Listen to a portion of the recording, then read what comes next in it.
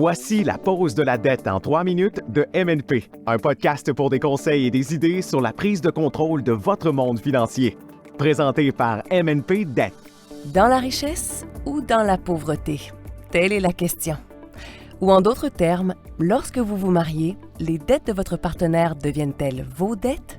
De nombreux Canadiens se marient avec un lourd fardeau de dettes envers les deux parties. Pour ajouter au problème, de nombreuses personnes considèrent leurs finances comme privées, tellement privées que parfois ils ne peuvent même pas discuter ouvertement de leurs dettes avant de se marier. La première et la plus importante chose à savoir est que vous ne deviendrez pas automatiquement responsable des dettes préexistantes de votre partenaire lorsque vous vous mariez. Les dettes que vous avez contractées en votre nom resteront vos dettes. Les dettes contractées par votre partenaire en son nom resteront les siennes.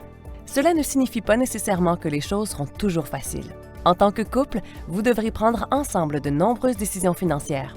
La situation peut se compliquer dans les cas où les noms des deux époux figurent sur un compte de crédit. Vous serez tous deux responsables à part égale de cette dette. Si l'un d'entre vous ne parvient pas à effectuer les paiements, le prêteur a le droit de poursuivre l'autre pour récupérer l'argent.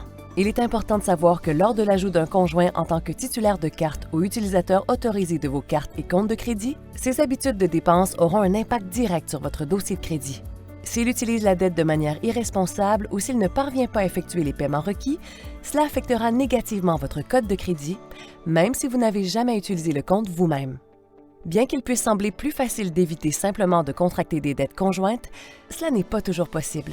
Certains prêteurs exigeront que les deux conjoints signent conjointement ou garantissent de nouvelles dettes, y compris pour les hypothèques, les prêts automobiles, les prêts à limite élevée ou les marges de crédit.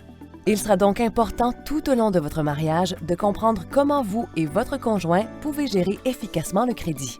La conversation la plus importante que deux personnes puissent avoir avant de se marier est celle qui porte sur l'argent et les dettes.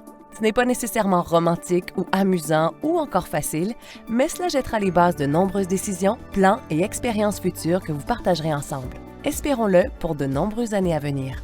Si vous vous trouvez dans une situation d'endettement ingérable en raison d'un divorce ou d'une rupture de relation, un syndic autorisé en insolvabilité peut vous aider.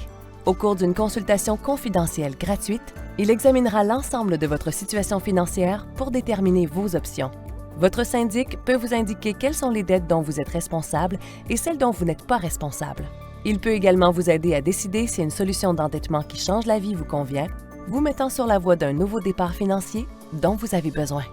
C'était la pause de la dette en 3 minutes de MNP. Contactez MNP dès aujourd'hui et planifiez une consultation confidentielle gratuite pour connaître comment vous pouvez éliminer votre dette pour de bon. Contactez MNP Dette pour commencer un nouveau départ financier dès maintenant.